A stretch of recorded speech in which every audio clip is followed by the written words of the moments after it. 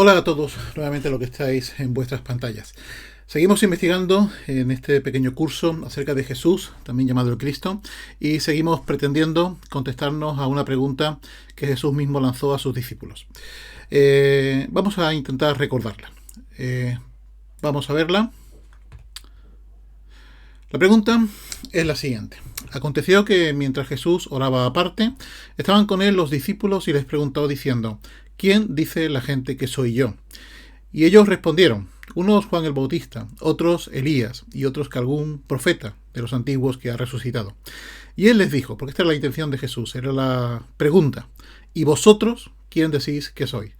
El interés de Jesús era saber cuál era la opinión que tenía de sí mismo sus discípulos, aquellos que le seguían. Entonces, dice la Escritura que Pedro respondió diciendo: el Cristo de Dios. Hasta aquí hemos estado analizando una serie de hechos que vamos a resumir por encima. Hemos estado viendo en las clases anteriores cómo Jesús es un personaje histórico y real, cómo no es un mito ni está inventado, cómo la Biblia también es un documento confiable y cómo la crítica textual lo afirma, lo confirma. Hemos podido comprobar cómo Jesús se atribuye ser aquel que cumple las profecías y efectivamente hemos visto cómo también las cumple. Sobre todo hicimos un énfasis muy particular en aquella clase con las profecías de corte más natural. Y llegamos a la certeza de que Jesús murió con tal seguridad. Vimos un montón de pruebas, tanto históricas como médicas. Llegamos también a la conclusión de que la tumba de Jesús está vacía, que sus apariciones fueron reales, que no fueron ni legendarias ni alucinaciones, y que el testimonio, con el sello de la muerte de los 11 discípulos que vieron, oyeron y tocaron, o sea, tuvieron una experiencia bien empírica, bien sensorial con Jesús, de alguna forma certificaron con su muerte el testimonio de que lo que vivieron era real.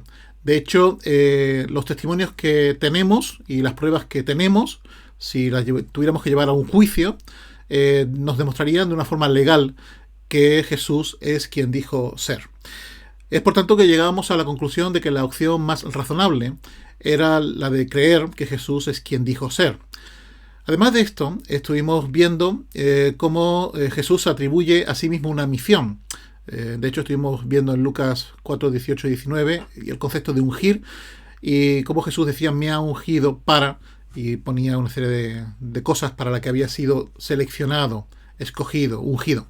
Y cómo las profecías del Antiguo Testamento también se cumplían y él certificaba, por tanto, que era el Mesías. En la clase de hoy, si Dios nos lo permite, seguramente pueda ser la última, porque ya entramos en las fases de volver a la más o menos normalidad del COVID-19 y podría ser esta la última del canal. Vamos a intentar ver y profundizar en uno de los títulos que Jesús más usó y uno de los que más apreciaba: el Hijo del Hombre. Como he dicho, es uno de los títulos favoritos de Jesús, si no el que más, especialmente en los evangelios. Ahí tenéis los 4 evangelios y veis cómo en 31 versículos, incluso en algunos versículos se vuelve a repetir Hijo del Hombre por más de una ocasión, pero en 31 versículos de Mateo aparece el título en una o más ocasiones, en el Evangelio de Marco 14, en Lucas 27, en Juan 11. Seguramente el único otro título similar que aparece con esa misma cantidad es Cristo o Mesías. Pero Hijo del Hombre es uno de los títulos que Jesús se aplicaba a sí mismo. De hecho, Juan, conocido como el discípulo amado, aquel que se recostaba en el pecho de Jesús y que se llegó a ser conocido como el discípulo del amor, es un discípulo que comenzó no siendo justamente nada de cariñoso. De hecho, junto con su hermano le llamaban Boanerges, le llamaban hijos del trueno. O sea, tenían seguramente un carácter de vaya usted a saber. Pero él, en su primera carta, dice: lo que era desde el principio, lo que hemos oído, lo que hemos visto con nuestros ojos, lo que hemos contemplado y palparon nuestras manos tocante al verbo de vida. Eso nos da cierta garantía de que Juan realmente vio que el Hijo del Hombre, Jesús, realmente era real. Era una persona real. De hecho, tenía su linaje humano, su familia, ahí tenéis algunos textos en pantalla que lo puede certificar, igualmente como que tenía cuerpo, alma y espíritu, otros textos que también nos ayudan a confirmar este hecho. O sea que el Hijo del Hombre como tal era humano. De hecho, no solamente era humano desde ese punto de vista, sino que además sufrió las limitaciones y las debilidades normales de cualquier ser humano, ya que crecía, comía, tuvo sed, dormía, se cansaba, se indignaba, lloraba, fue tentado, oró y murió. De hecho, todas estas limitaciones y debilidades normales, vamos a ver por qué él optó por poder tener que pasarlas. Ahora hablaremos un poco más de lo que es la kenosis o lo que es el vaciamiento. Otra de las cualidades que podemos ver como humanidad de Jesús es que se utilizaban sus nombres. Un nombre de corte humano, ¿no? Como Jesús, que significa Salvador, Hijo del Hombre, que estamos hablando ahora mismo, como Mesías ungido, el Cristo, que al fin y al cabo significa lo mismo, aquel que es designado, o Hijo de David, porque pertenecía, digamos, al linaje, a la familia de David. Pero quizás uno de los títulos que más humanizan a Jesús es un título como el de postrer Adán. Es uno de los títulos que, junto con el Hijo del Hombre, van enganchados. Antes de empezar a hablar sobre esta realidad, la realidad de la kenosis, la realidad de que Dios mismo se va a vaciar por completo y se va a convertir en un hombre, vamos a ver algunas de las falsas creencias que a lo largo de la historia ha habido acerca de este hecho, porque es justamente este hecho controversial, el hecho de que Dios mismo se haya vaciado de su deidad y se haya manifestado como un hombre, es lo que ha ocasionado en los primeros momentos de la Iglesia una de las grandes crisis de corte filosófico o de corte intelectual. Y muchos incluso de estas creencias que vamos a ver a continuación son creencias que todavía en la actualidad en algún que otro grupo se pueden notar. Vamos a ver algunas de ellas para simplemente tener una noción de las mismas. Podemos ver algunos como los docetas, que son gnósticos también de alguna forma, donde ellos hablaban de que la humanidad de Cristo no era auténtica. O sea, ellos defendían que Cristo, su humanidad no era real, no era realmente hombre. Los sabelianistas rechazaban la Trinidad y también rechazaban la humanidad de Cristo. Los ebionistas decían que Jesús era hijo natural, era simplemente que fue elegido como Mesías, fue solamente ungido, pero era un hijo natural, y que fue a la vez desamparado en la cruz, abandonado en la cruz. Los gnósticos, que Cristo pues apareció como una emanación de Dios y que fue creado. Los arrianistas, que Jesús no es Dios, no existió siempre, aunque sí antes de la fundación del mundo, y era la más alta de todas las criaturas. De hecho, Arrio, que fue un predicador fuera de las lindes, lo que fue el Imperio Romano, llegó justamente a las poblaciones bárbaras que después invadirían Europa. Y de hecho, los visigodos mismos en España eran de corte arriano, o sea que prácticamente la cristiandad en España fue arriana hasta prácticamente el siglo VIII-IX.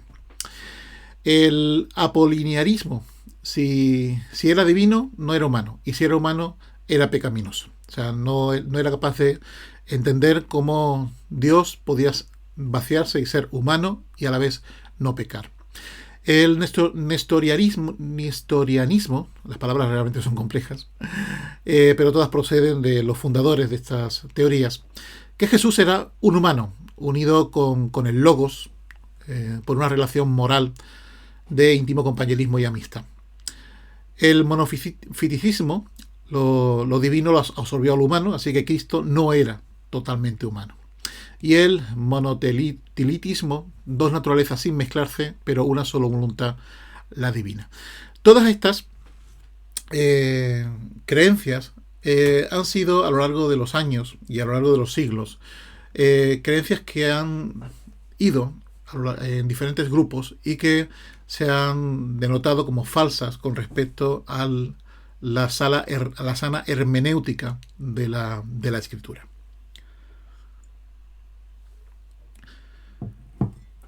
Vamos a entrar, si os parece, ya en materia. Vamos a ver la kenosis o la humillación de Cristo, que nos daría, digamos, que el título del Hijo del Hombre tuviera todo el sentido y además seguramente sea uno de los títulos más apreciados por Jesús y que más usó mientras estaba en la tierra. Ahí tenéis una serie de textos que de alguna forma pues nos empiezan a introducir en el vaciamiento de Jesús. En 2 Corintios 8:9, porque ya conocéis la gracia de nuestro Señor Jesucristo, que por amor a vosotros se hizo pobre, siendo rico, para que vosotros con su pobreza fuiseis enriquecidos. 2 Corintios 5:21, al que no conoció pecado, por nosotros lo hizo pecado, para que nosotros fuésemos hechos justicia de Dios en él. Gálatas 3, Cristo nos redimió de la maldición de la ley, hecho por nosotros maldición, para que en Cristo Jesús la bendición de Abraham alcanzase a los gentiles, a fin de que por la fe recibiésemos la promesa del Espíritu. Romanos 8, porque lo que era imposible para la ley, por cuanto era débil por la carne, Dios, enviando a su Hijo en semejanza de carne de pecado y a causa del pecado, condenó al pecado en la carne. O 2 Corintios, porque el amor de Cristo nos constriñe, pensando esto, que si uno murió por todos, luego todos murieron y por todos murió, para que los que viven ya no vivan para sí, sino para aquel que murió y resucitó por ellos. Y finalmente en Hebreos, en 2:14, dice, así que por cuanto los hijos participaron de carne y sangre, él también participó de lo mismo, para destruir por medio de la muerte al que tenía el imperio de la muerte, esto es, al diablo, y librar a todos los que por el temor de la muerte estaban durante toda la vida sujetos a servidumbre, porque ciertamente no socorrió a ángeles, sino que socorrió a la descendencia de Abraham, por lo cual debía ser en todo semejante a sus hermanos, semejante en todo a sus hermanos, para venir a ser misericordioso y fiel sumo sacerdote en lo que a Dios se refiere, para expiar los pecados del pueblo. Y seguramente el texto por excelencia del vaciamiento de Jesús, de la kenosis, de lo que es la humillación, lo encontramos en Filipenses 2, del 5 al 11. Vamos a leerlo y vamos a detenernos aquí un ratito.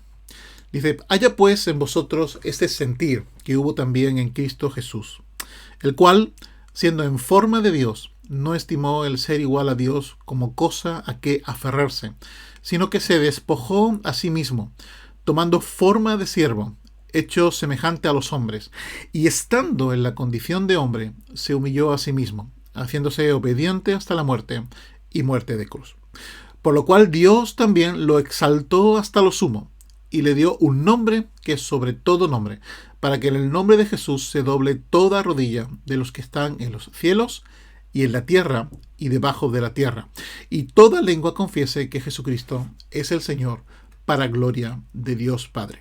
El término sentir del versículo 5 tiene sentido de mentalidad, de pensamiento. De hecho, Pablo apela a la forma de pensar de Cristo, a su persona, para que le imitemos, teniendo nosotros también esa mentalidad, llamados pues a humillarnos, a no tener en cuenta algo que nos es muy propio a la condición humana, que es la dignidad que nos lleva a vernos por encima de los demás, como si de una carrera por la supervivencia o la supremacía se tuviera que tratar, ¿no?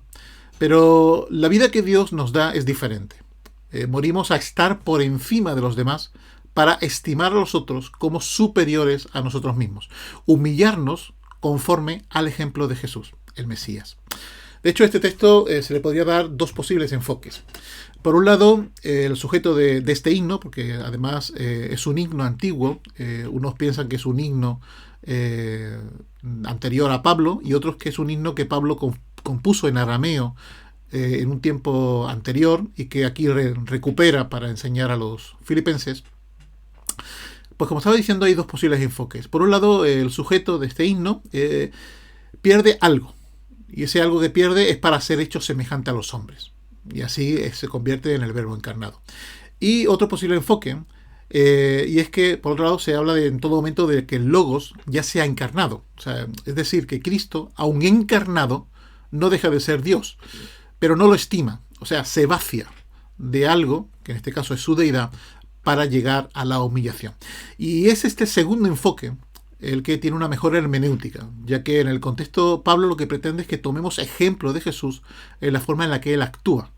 Así que de esta forma, de alguna forma, la interpretación hermenéutica más correcta es entender que el Dios, que es Dios, Jesús, cuando se humilla, cuando se vacía, sigue siendo Dios, pero no estima, no tiene esa condición, no la aprecia hasta el punto de que toma su lugar, sino que se humilla.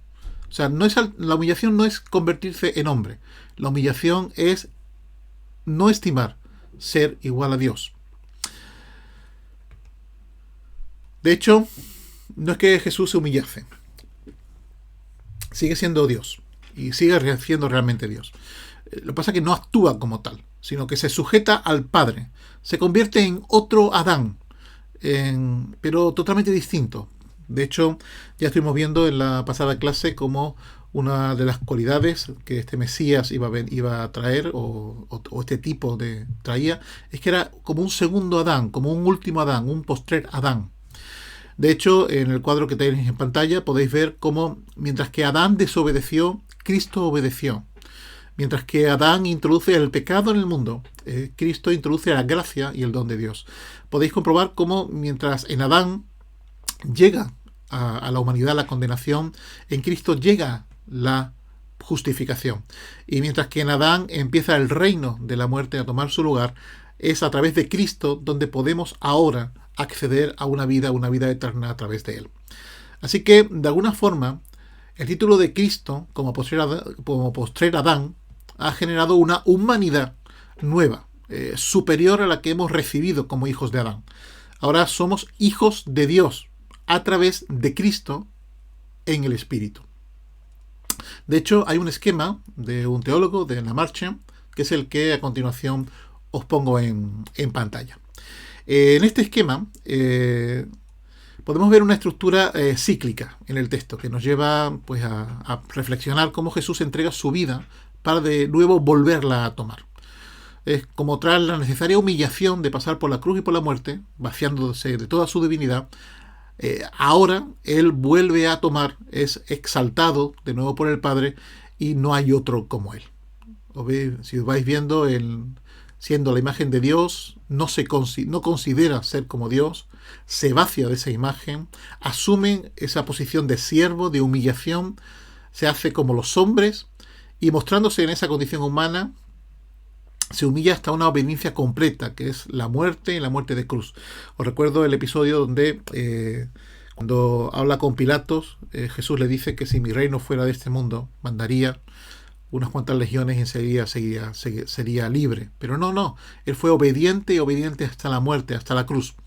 Y por este motivo Dios, el Padre, lo exalta y le da un nombre que ahora es sobre todo nombre. Si os observáis, comienza siendo Dios y termina siendo Dios, pero como demostrando que realmente el hombre podía haber vencido en su momento. Cuando Adán fue creado con toda la capacidad para no tener que alejarse de Dios. Pero Adán fue tentado a hacer como Dios, a entender, a querer conocer.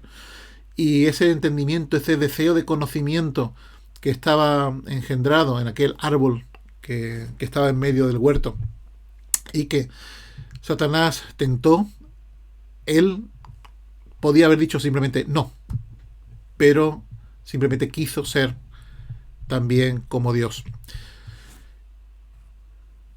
Esto nos lleva a una serie de textos, como los que veis ahora mismo en pantalla, Colosenses 3, Efesios 4 y demás, porque realmente podemos ver que Adán era un tipo de Cristo, como en palabras de Pablo, que aparecen en Romanos 5:14, es una figura, ¿no?, de lo que había de venir. Y nosotros hemos pasado, primeramente, de recibir una humanidad que es como la de Adán, terrenal, anímica, sensorial, viviente, para después recibir de Cristo una humanidad que es nueva, que es celestial, que es espiritual, que es vivificante. Y por esta causa, en estos textos se nos invita a que nos despojemos de lo antiguo, de aquello que está viciado conforme a ese primer Adán, y que tomemos las cosas que ahora provienen de Dios, de ese segundo Adán, que nos revistamos de Jesucristo. Esto nos lleva a ver que la humanidad, esta humanidad nueva que abraza la fe en Jesús, toma su novedad o toma la imagen como nueva del Creador, que es según Dios, que es muy superior a ese primer Adán. Y ahora somos llamados a vestirnos de Cristo, a nacer de nuevo, como dice en Juan 3.5 y 3.3. Ahí aparece el texto final con el que os quiero dejar en esta ocasión. Es una conversación que tiene Jesús con Nicodemo, y en esa conversación Jesús le responde y le dice: de cierto te digo que el que no naciere de nuevo no puede ver el reino de Dios. Jesús se hizo verdadero hombre, siendo también verdadero Dios. Esto se encuentra en el famoso credo de Nicea. Era verdadero Dios y era verdadero hombre. Y siendo ambas cosas, demostró con su muerte en la cruz por obediencia y su resurrección en victoria al no haber pecado, demostró que realmente era el ungido, era el Mesías que había de venir para traer a la humanidad una nueva oportunidad. Una oportunidad de poder despojarse de todo lo que nuestra humanidad adámica nos impregna, nos pega y nos hace ser como somos. Ahora tenemos la posibilidad de revestirnos de Cristo, la posibilidad de revestirnos de Jesús, la posibilidad, gracias a ese nacimiento de nuevo, de formar parte de una nueva humanidad, una humanidad que no es adámica, que no proviene de la tierra, sino que es una humanidad celestial que proviene de Cristo mismo, del postrer Adán. Así que Jesús apreciaba muy mucho este título, el del Hijo del Hombre, porque Él vino a traernos una nueva humanidad a cada uno de nosotros. Si tú nos estás sintonizando desde hace poco, o bien estás sintonizando con frecuencia o perteneces a la congregación del Buen Pastor, simplemente decirte que Jesús tomó la forma de un siervo, se humilló, se vació por completo, para darnos ahora la oportunidad de poder ser nosotros verdaderamente hombres, de poder ser ahora verdaderamente mujeres, de poder ser una auténtica humanidad, como Él lo hubiera deseado desde un principio con Adán, pero que tristemente no llegó a ser posible. Y ahora podemos despojarnos de esa humanidad adámica que está tentada siempre hacia el pecado, para abrazar esa humanidad que Cristo nos ofrece, que es en santidad y es en vida. Como dije al principio, si estas fases de desconfinamiento tienen éxito, posiblemente este sea el último curso que daremos online, y ya los siguientes estudios pues los daremos directamente en la congregación. Si tenemos que volver a congregarnos, pues seguiremos dando nuestros estudios y seguiremos seguramente profundizando acerca de la figura de Jesús en sus diferentes facetas y vertientes. Simplemente cerramos aquí y Dios te bendiga.